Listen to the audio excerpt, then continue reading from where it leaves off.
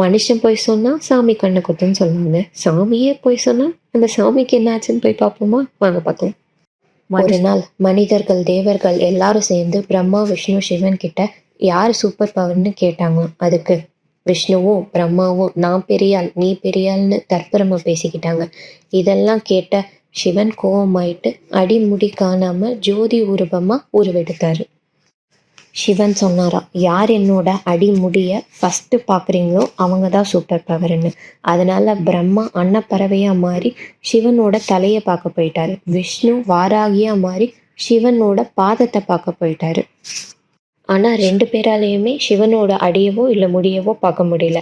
அதனால விஷ்ணு திரும்பி வந்து என்னால் சிவனோட பாதத்தை பார்க்க முடியலன்னு உண்மையை சொல்லிட்டாரு. ஆனால் நம்ம தலைவர் பிரம்மா என்ன தெரியுமா பண்ணாரு? அம்மா சிவனோட தலையை பார்க்க போயிட்டு இருக்கும்போது ஒரு தாழம்பூ கீழே விழுந்துட்டு இருந்துச்சு. அந்த தாழம்பூ கிட்ட பிரம்மா கேட்டாராம், நீ எங்கிருந்து வரேன்னு. அதுக்கு அந்த பூ சொல்லிச்சான், நான் சிவனோட தலையிலிருந்து வரேன் அப்படின்னு. அதனால இந்த பூவை எடுத்துட்டு போய் எல்லார்கிட்டயும் நான் சிவனை பார்த்துட்டேன், அதுக்கு ஆதாரமா சிவன் தலையிலிருந்து இந்த தாழம்பூவை கொண்டு வந்திருக்கேன்னு ஒரு பொய்யை சொல்லிட்டாரு. இதுல கடுப்பான சிவன், என்கிட்டயேவா போய் சொல்ற, உனக்கு யாரும் கோயிலே கட்ட மாட்டாங்கன்னு ஒரு சாபத்தை கொடுத்துட்டாராம்.